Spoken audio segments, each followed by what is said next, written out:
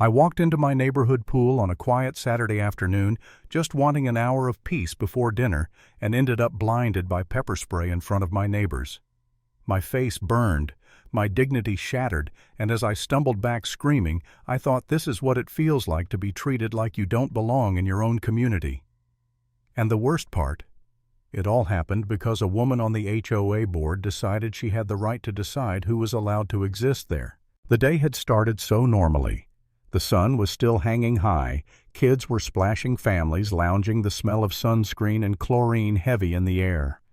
I was wearing a simple sundress towel slung casually over my arm. My pool card had scanned me in, just like it had for years. I had lived in this neighborhood for nearly 6 years, paid my dues every month, walked the same sidewalks, waved to the same neighbors. But before I even made it to a chair, Sharon Whitfield stepped in front of me. She was the HOA president, always carrying that oversized tote bag like it was some badge of authority. She planted herself at the gate, one hand on her hip, eyes narrowing at me. "Do you live here?" she asked loud enough that people turned their heads. I blinked, caught off guard. "Yes, I do. I'm at 2780 Willow Glen. My card worked. Is there a problem?" Her lips curled into this smug little smile. "Sometimes people sneak in. You don't look familiar. Let me see your ID." That sentence cut deeper than she probably even realized. You don't look familiar. I could feel every pair of eyes around the pool shift toward me. A dad whispering to his daughter, women behind sunglasses pretending not to watch a teenager lowering his phone like he might start recording. I tightened my grip on my towel. I wanted to take out my driver's license just to shut her up. It would have been easy. But why me? Why that day? No one else walking past her got stopped. No one else was asked to prove they belonged. I felt this heat crawl up my neck, not just anger, but humiliation. "Look," I told her, trying to stay calm. "If the HOA wants to check ID, then make a rule for everyone. Not just me, not just today." She didn't like that answer. Her jaw clenched, her shoulders squared, and then she reached into her tote bag. I thought maybe she was pulling out paperwork, some HOA rule book. But no, her hand came out holding a small black canister. Pepper spray.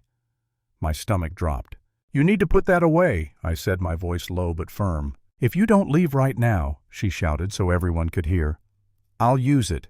You're not supposed to be here." The crowd gasped. Kids clung to the side of the pool, phones tilted up, red recording lights glowing. My chest tightened. Every nerve in my body screamed at me to step back to avoid this woman at all costs. But my pride rooted me in place. Why should I run from my own neighborhood pool? "Sharon, put that down," I told her. "You're going too far." "I'm doing my job," she snapped. "You people think you can walk in anywhere." The words spilled out before she could stop them, but they were enough. Whispers rippled through the crowd. Did she just say that? Not again. The tension was suffocating heavy, and I stood frozen, refusing to give her the satisfaction of seeing me retreat. And then she did it. Her finger pressed down. The hiss of pepper spray sliced the air. Fire ripped across my eyes, my skin. I stumbled back screaming, clutching at my face as the towel slipped to the ground. Chaos erupted. Children crying, neighbors shouting, water splashing as someone jumped into the pool in shock. I dropped to my knees, blind and burning. Someone poured water over my eyes. Another voice screamed at Sharon, "Are you out of your mind? That's assault."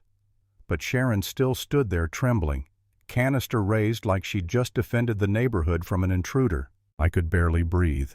Tears streamed uncontrollably, humiliation heavier than the sting. Over and over I whispered, "I live here. I live here." Not even to her anymore, but to myself, trying to anchor myself to reality when everything in that moment screamed that I didn't belong. The police arrived within minutes, lights flashing, sirens cutting through the heat. Dozens of voices shouted at once. "She sprayed her for nothing. It's all on camera." Officers crouched beside me, asking if I could talk. My throat was raw, but I managed to say it. "She attacked me. I was just coming in like always. She demanded ID, and then she sprayed me." Sharon tried to defend herself, still clutching that bag. "I'm on the HOA board. I was enforcing the rules." She refused to prove her address. I warned her. One officer stared at her like she'd lost her mind. You pepper sprayed a neighbor over an HOA rule. She doubled down. She was trespassing. No, another man shouted from the crowd. She lives here. We all know she lives here. The neighbors started waving their phones at the officer's video evidence in hand. The walls were closing in on her. Still sitting there on that lounge chair, eyes burning, surrounded by whispers and cameras, I felt something crack inside me.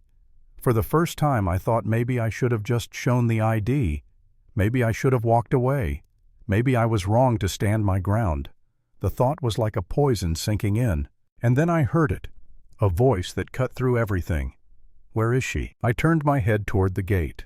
My husband Anthony walked in, still in fatigues, boots dusty from deployment. He had just returned from the army that week, and he wasn't expecting to come home to this. His eyes locked on me, red-faced and trembling on the stretcher. Then they shifted to Sharon, still standing there in cuffs. He walked forward slowly, each step deliberate, his voice booming with a soldier's authority. You attacked my wife.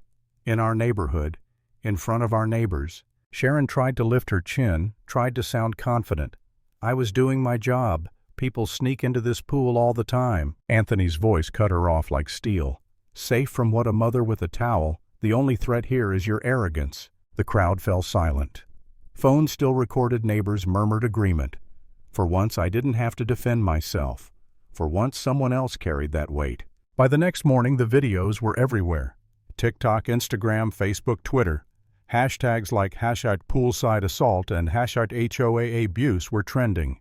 Anchors replayed the moment she sprayed me, the moment I shouted, "I live here," and the moment Anthony arrived in uniform. Sharon was painted not as a protector, but as exactly what she was, a bully drunk on power. The fallout spread quickly.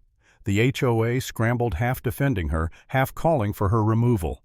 News vans parked outside our street.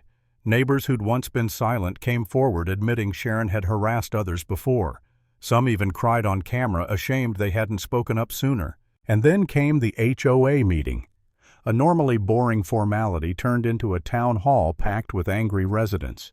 Sharon's seat sat empty. She was already suspended, facing charges, but her shadow loomed over every word. One man tried to defend her, saying she was just enforcing rules. That's when I stood up. I live here. I pay dues like you. The only thing I broke was Sharon's illusion of control. Ask yourselves, if it was you at that gate, would she have treated you the same? The room went dead quiet. I pulled off my sunglasses, revealing the raw redness still around my eyes. Gasps filled the silence. My voice trembled, but I forced it steady. She didn't see me as a neighbor. She saw me as a threat. And that's the real problem. By then, Sharon was finished. The police had her on assault charges. The videos made her a national disgrace. And the HOA was forced to overhaul its rules, stripping away the unchecked authority she had abused. I remember the sound of those handcuffs clicking shut, the way her eyes darted around, searching for anyone to back her up. But no one did. Not anymore. She'd lost everything: her position, her power, her credibility. And in that moment, for the first time since walking into that pool, I felt something shift. Justice. And if you take one thing from my story, let it be this: silence protects bullies, but standing your ground exposes them.